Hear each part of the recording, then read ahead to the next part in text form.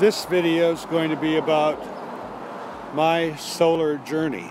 That's what I would call it, because my solar system has been developing since I bought my bus, or in fact, since before I bought my bus.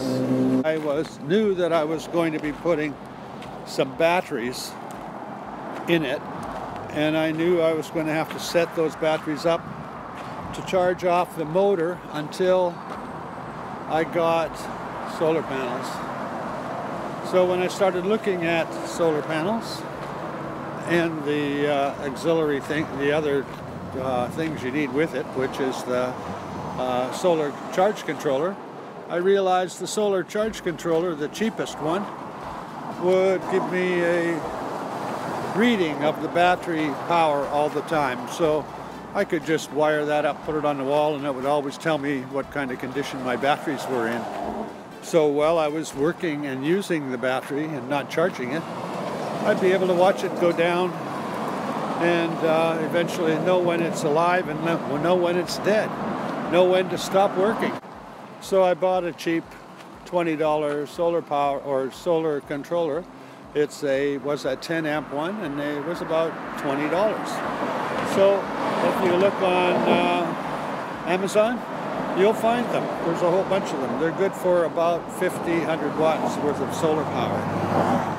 Of course, I couldn't do anything with that battery or anything that I wanted to do, or all the things I wanted to do, unless I bought an inverter.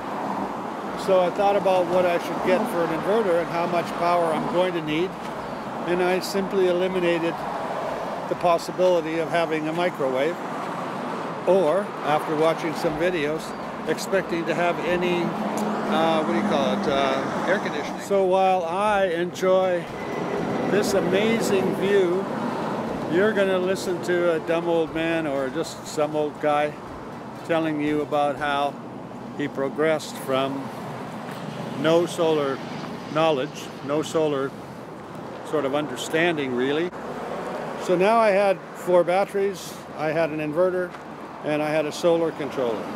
The solar controller kept telling me that my batteries didn't store much power very long, because when I charged them up from the truck motor, they would last, a couple hours maximum, and then they'd be like looking dead, or at least what everybody on the internet says is dead. I looked on Craigslist for some solar panels, and eventually, after a few weeks, a pair of solar panels popped up. I hope you can see these. These are 43 watts each.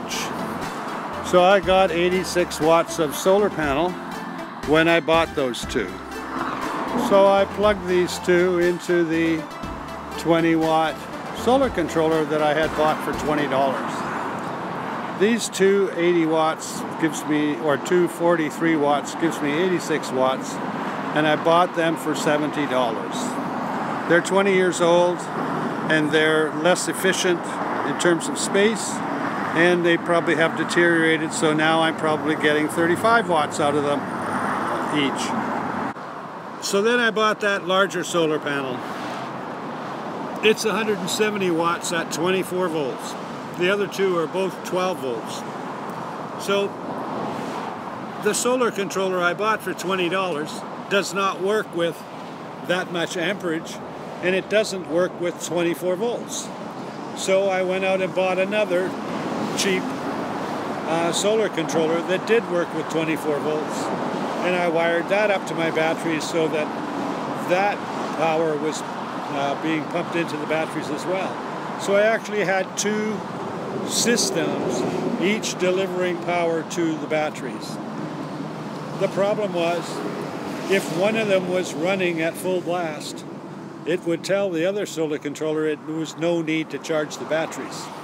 So I was never getting full power out of both systems, or both sets of solar panels. I then went and bought this Tracer solar controller.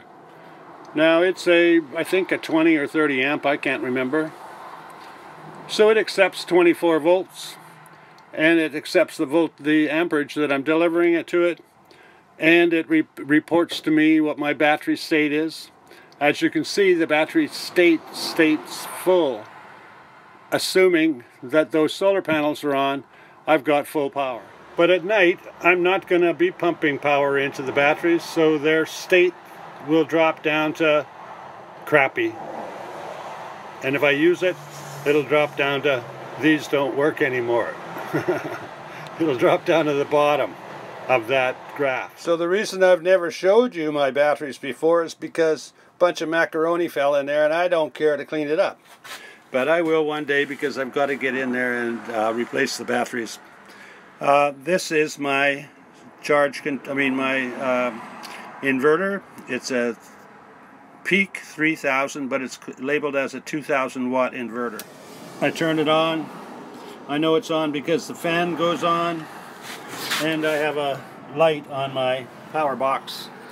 So I only run it during the day while I've got lots of solar power. I use it to run a bar fridge all day, but I turn it off at night. But I'm always in a spot that's cool at night, so it doesn't have to run all night. The other big consumer is this iMac. It actually makes a good heater for my bus. If I could run it all night, that'd be cool. Now I have accidentally left the inverter on all night and been running my fridge all night, and my battery meter dropped down to 0, but because the fridge doesn't run every second, it just starts up every once in a while, it still made it through the night, just ruining the battery. These two little solar panels at 43 watts each are connected together in series so that they, instead of being 12 volt, the 12 volts are combined together into 24 so that it will match the output of that panel, and then I put 24 volts into that charge controller. Anybody who's ever looked at a battery knows they come with a plus and minus sign. Once I got my solar controllers, all of them showed a battery picture with a plus and minus sign. They showed a solar panel picture with a plus and minus sign. And then they showed a light bulb or something for your output. The inverter came with with poles on it that I could attach to a battery or plug into a cigarette lighter, and it had a plus and minus sign. I've looked at solar powered engineer type dudes or people who claimed it took hours to study this and it was hard to figure out how to hook it up. Baby, it's the simplest thing. If you can't figure this out, you failed grade 4. I say you failed grade 4 because I did ask a teacher one day when it was that we took a battery and a little light bulb and ran some wires in between them to get them to work in our sort of science class at school. He said he could tell me for sure because he's a teacher and he teaches grade 4 and he teaches his grade 4 students exactly that, the basic understanding of an electrical circuit. I'm trying to say that this is child's play. It's no rocket science. A grade 4 kid could figure this out. I presented this video in this fashion because I wanted to have people understand that they don't need to know how much power they're going to use before they actually get in their bus or van or whatever. The reality is they won't know until they get into the bus or van or whatever. So there's no real point in planning way ahead. If you need more power, you're going to have to buy new solar panels. And that can be done incrementally in a cost-benefit basis, so that if you had planned to run, an air conditioner, like most people, you'd soon learn that you can't do it with solar power. You need a generator. But if you went to that point, you would simply get to that point and you would buy a generator when it was cost-effective. So you can start this whole journey with solar power kind of any way you want, but you don't need to study for hours and hours and hours. I've got 240 watts. I've showed you what I run. I can run the fridge. To me, that's the most important thing, or the most useful thing that I can possibly have, because I can buy frozen food and it'll still be frozen another day or two later. So I started with the very minimum I could possibly have. No solar power, no solar panels, period. I started with some batteries to charge my laptop, and I would charge the batteries with my bus, and I used the solar controller to tell me whether the batteries were still in good shape. I started with essentially destroyed batteries. The best thing about that is you discover that even crappy, no longer viable batteries work in a solar system. Batteries are for storage. So when I do swap out those old batteries for new ones, which is going to happen when I have the budget to do it, I will then be able to run my computer and my fridge all night for sure without any problem whatsoever. But right now, I don't even need it. In fact, new batteries is kind of a luxury. It's something, it's not necessary. In closing, I just want to remind you that, you can go out and you can buy brand new stuff, and everything can be shiny and pretty, and you can brag about that in your life. But if you just want solar power, look on Craigslist, buy some cheap crap, stick it together, and you're going to learn more about solar by screwing it up than you would know if you bought everything new and was, got all of your information from the salesman. Because the salesman would tell you, you cannot do what I do. You can't put a 250 watt solar system together for $300, including batteries. Well, maybe $400 including batteries. And of course, since I know I'm not, buying the biggest and the best, I don't have great expectations out of it. But in reality, I'm getting way more than I thought I would out of it so far. So that wraps up another how-to video. These how-to videos I don't like to do because I can't make them quick.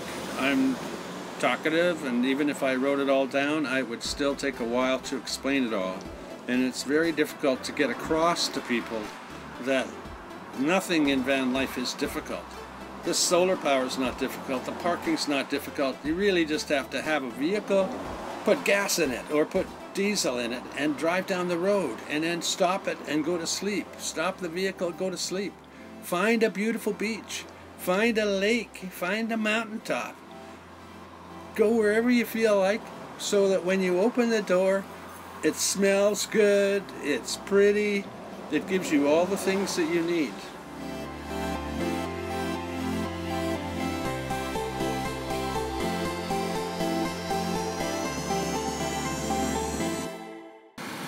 So I came down to the beach to remind you that all of that stuff, solar panels, paneling on the side of the bus, just stuff that you don't need. This is what I came for. I came to sit on the beach and relax. So if you like pretty views, maybe old shoes, oceanfront, if you want to see what it's like to live this lifestyle, subscribe. And I'll try and bring you pretty things rather than tell you about solar panels.